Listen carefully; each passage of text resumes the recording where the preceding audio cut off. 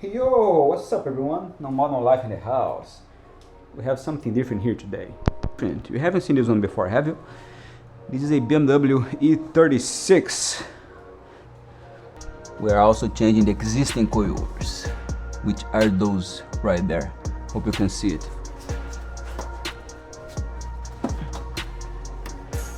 This one, better move this bolt here, and those bolts there as you saw it from the outside. And on the other side, same thing. This bolt here, that bolt there. Just so they can match the ones in the front. This car actually already has coilovers, as you can see, but the coilovers that are on it right now, they do not have camber adjustment. And as we are building this car for a racing application, aka drift, we're installing this type of coilovers because this already has the camber plates already built into the coilover. So by having camber adjustment in the front will allow me to tilt the wings a little bit more into the car. Because as you already know, no mod, no life. So anyway, we are here in the rear. I already have to remove all that to have access to the mounting points of the coilovers in the rear, the strut towers. So you just gotta remove these two bolts here. Pretty simple job, that's why I did not record it. Now you're gonna remove the bottom ones, there and here. Okay, now we're testing the compression rate just to see how much they go up and down.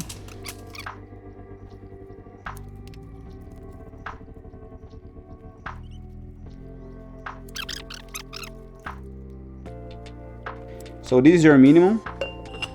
You can't go any lower than this. You need this thread to be in at least half-ish or something, depending on your coilover specs, depending on your coilover brand specification, technical information.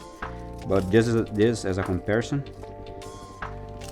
So let's take a measure to see where you have to set the other side of the coilovers. So you want them to be the same, mostly. So align it up. And get it the closest you can.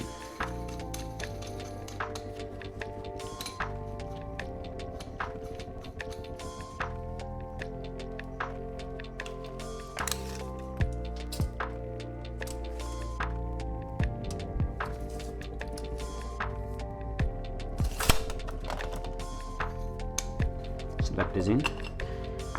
So with this height, we will still have this length, because the thread itself is almost this, slightly, so you want some room.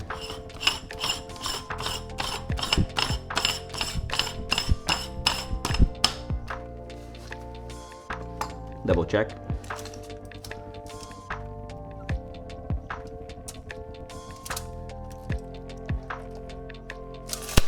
We're good. Tighten it up.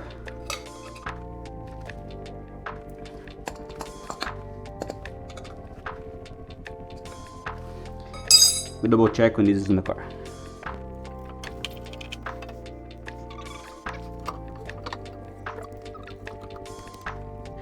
Right, now we're gonna compare the springs themselves with one another. This is the one that was installed on it, which is roughly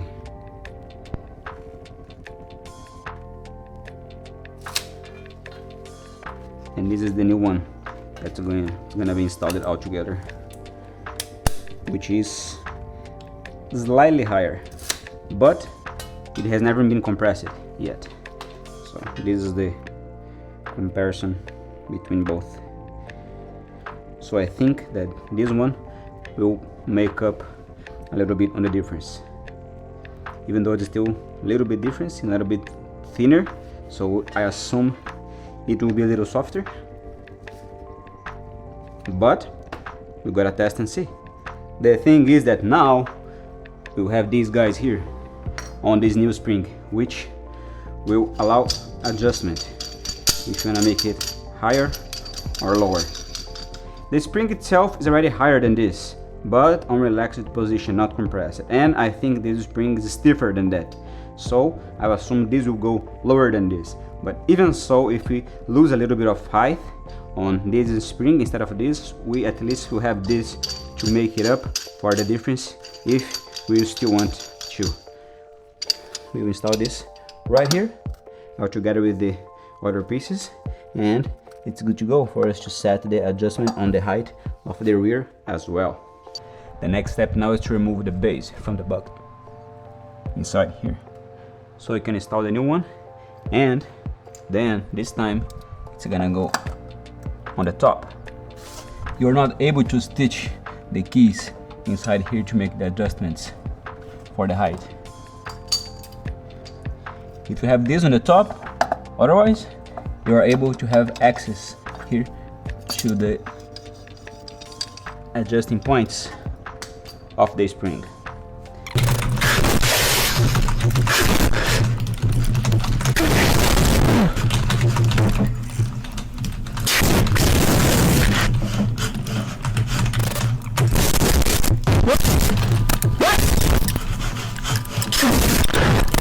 This is giving a huge hard time because it has been sitting there for a while and it's a big bolt. Look.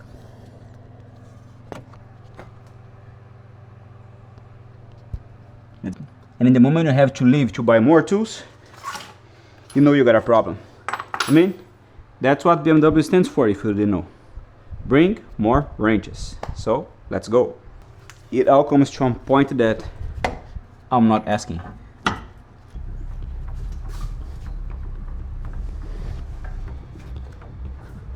I'm not asking.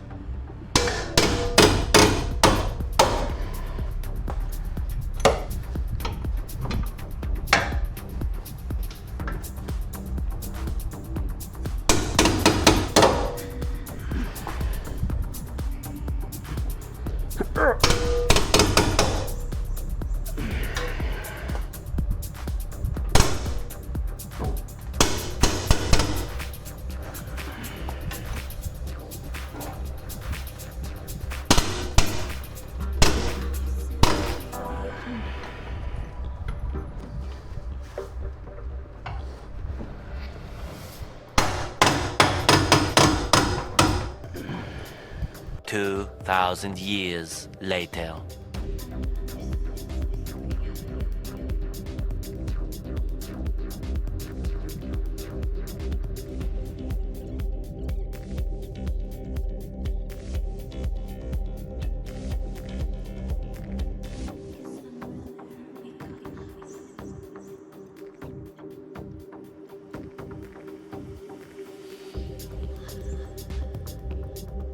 One million, zillion, jillion, dillion, cotillion times later. I think now it's time.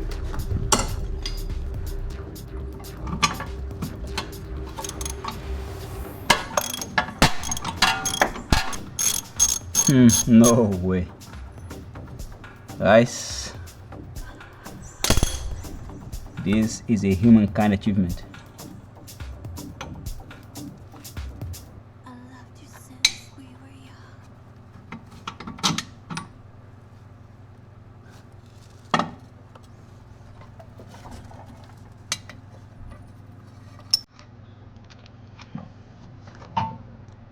We did it, fellas. We did it.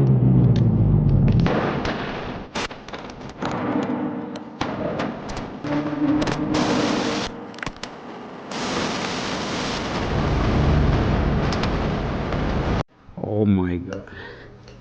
I can't believe it. Unbelievable.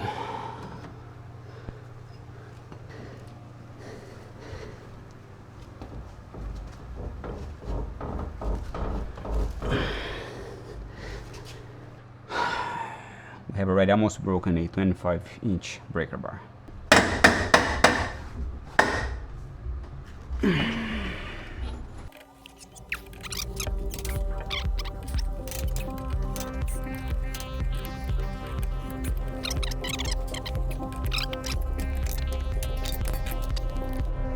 You guys remember this?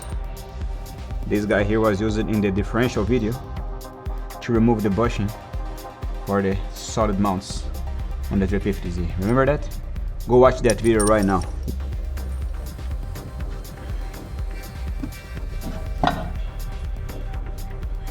Somewhat different this time because this is not the purpose it has been designed to, but you guys already know what I am about to say, right? No mud, no life. So hopefully this will work. I hope there will be enough clearance over there to let the thing come up, but we're gonna find out. Check this out.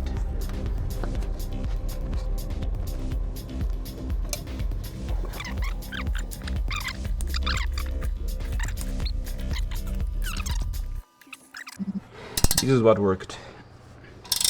It was hard, but worked. With the path clear now, the bucket ready to go. After removing the previous coil, we are ready to install the new coil now. We just take the chance to replace the rubber shims, right? Brand new ones, and then the spring over there, and the shock absorber.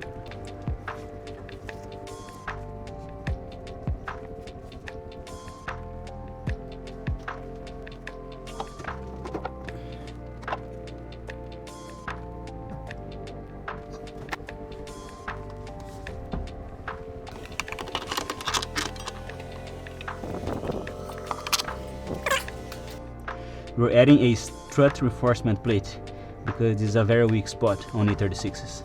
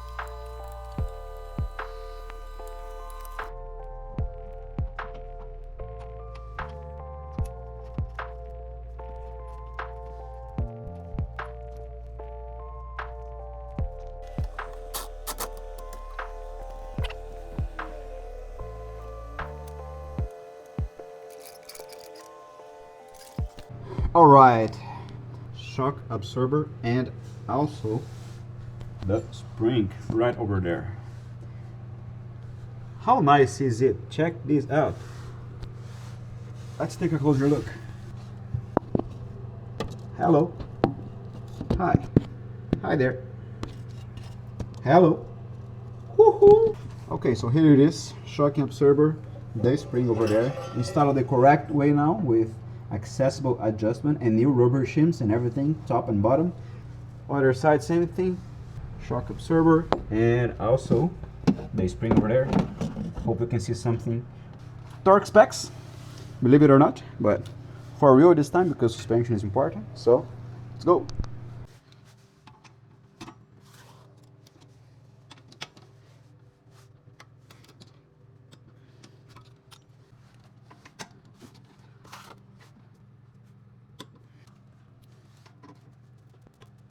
Okay, so here's the outcome of the car with the new suspension.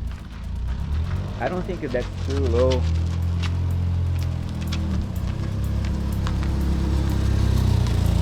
It's not as low as I thought it would be. That's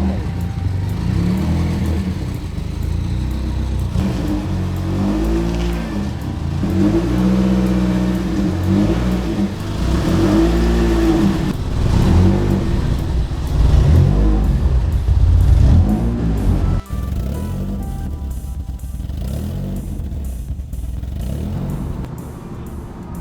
pumping some gas. We finished installing the suspension in the rear. The height is not as bad as I thought. It's not as low as I thought it would be. It's alright. There's still some clearance here as well, like